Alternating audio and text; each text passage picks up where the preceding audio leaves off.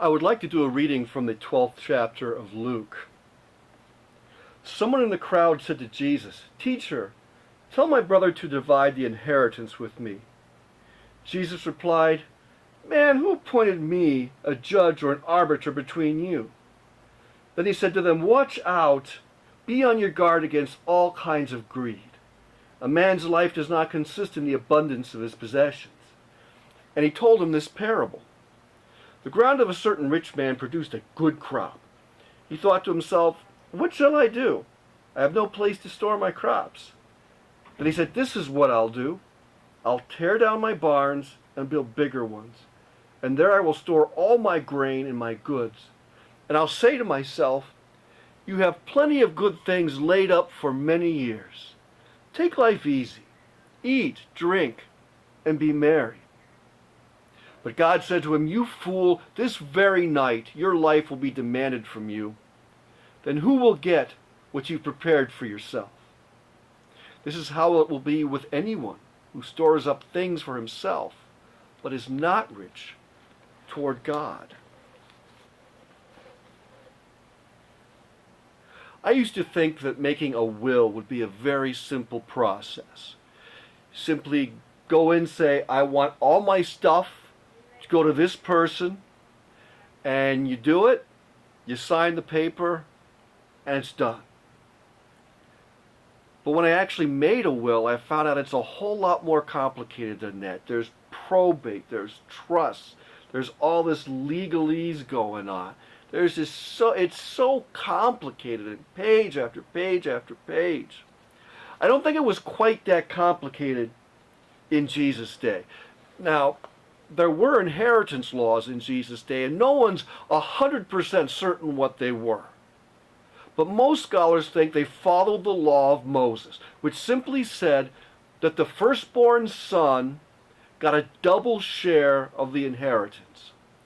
If you know the story of Jacob and Esau, that's why Jacob wanted to get Esau's birthright so badly, because it gave him a double share of the inheritance. So when their father died, Jacob would get 2/3, Esau would get 1/3. Basically, that's probably what the inheritance laws were. So Jesus is teaching, and someone from the crowd says, "Tell my brother to divide the inheritance between himself and me." And Jesus gave a rather sharp response. He said, "Man, who appointed me a judge or an arbiter between you?" Now, why do we get the sharp response here? Why didn't he just sit down with them and discuss it and work it out? Well, if we look at the setting, let's look at what happened just before this person shouted out for Jesus to be an arbiter between him and his brother.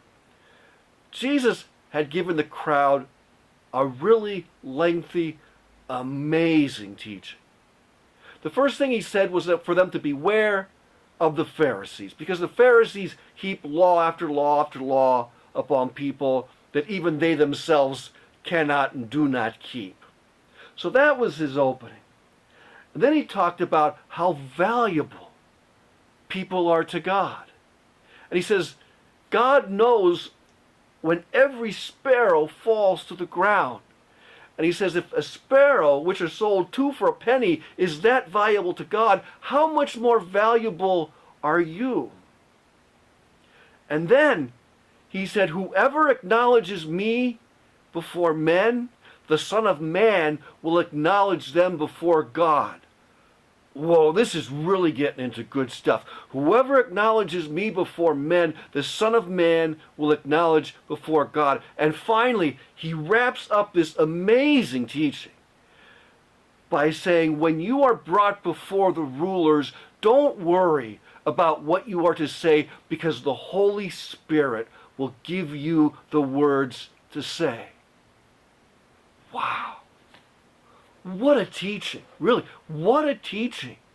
Starting out with beware of the Pharisees and how valuable people are to God, then how Jesus will acknowledge them before God, and then how the Holy Spirit will give them words to say, this is an amazing teaching. And Jesus gives this teaching, and he steps back, and what does he get from the crowd?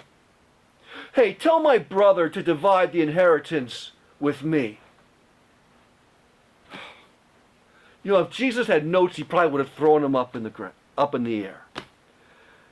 He gives this great teaching, and that's what he gets? That's what he gets? And so basically that's why he got the sharp response. Basically saying, buddy, what makes you think I'm going to do this? What makes you think I'm going to do this? And then he says, beware of all kinds of greed. And he goes on to tell the parable of the rich fool, which is a man's crops produced magnificently. And he had so many crops and so much stuff, he said, I got to tear down my barns and build bigger ones. And I've got everything I need for a long, long time. I'll sit back, eat, drink, and be merry. And God said, you fool, this very night your life will be demanded of you. Then, whose shall these things be? Whose shall these things be? You know, there's a book in the Bible called the book of Ecclesiastes. And in the book of Ecclesiastes, the writer talks about stuff.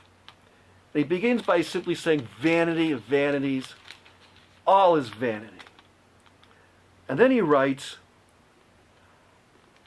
I hated all the things I had toiled for under the sun, because I must leave them to one who comes after me. And who knows whether he will be a wise man or a fool. Yet he will have control of all the things for which I've poured my effort and skill into under the sun. This too is meaningless. You know, any time I stop at an estate sale and I look at all the stuff in the boxes, I always think to myself, this is where my stuff is going to be one day.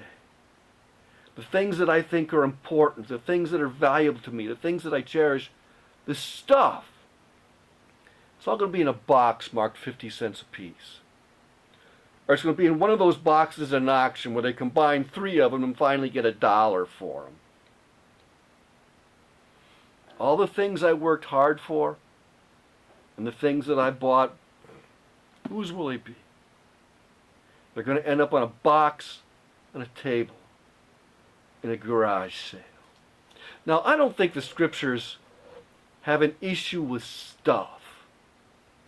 I think the scriptures have an issue with where we put stuff in our lives and how much of a priority in our life that stuff is. Now, having been in Loudonville a little over 4 years, I did some reflecting this past week. And I asked myself, what do the people of Loudonville value? And here's the answers I came up with. The people of Loudonville value family.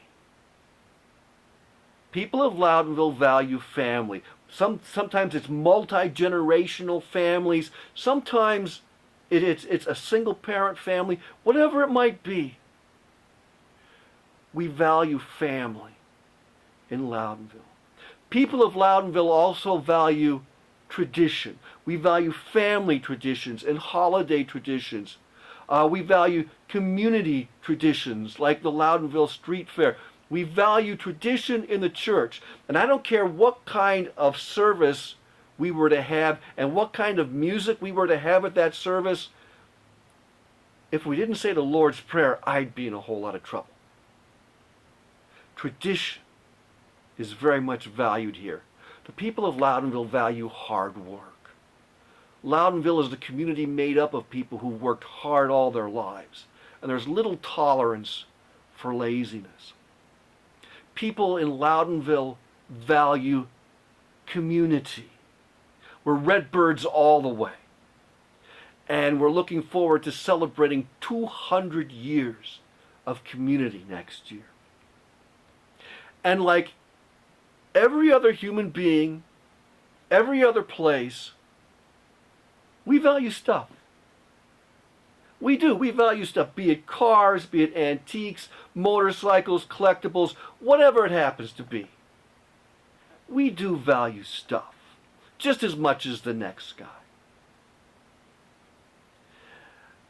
But here's the scriptural question. And I don't think it's what I said before. I don't think the question is, where does stuff fit in with the list? I think the question is, where does God fit in with this list? This list of family, tradition, hard work, community, and stuff. Where in that list is God?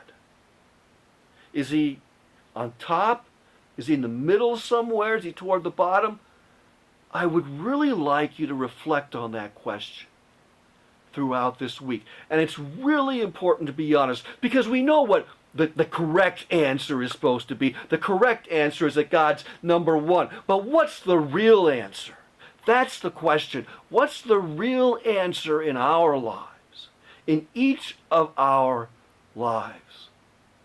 Where is God in our list of values and priorities? And if he's not number one, if he's number two, number three, number four, number five,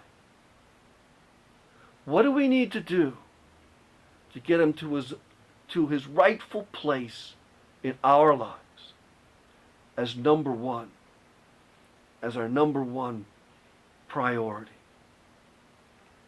That's what I'd like to think about. The God who gave us community, the God who gave us life, the God who gave us an eternal place in his kingdom through Jesus Christ. Where is he in your life? Please spend some time. Think about it. Be honest with it. And I'll see you next time.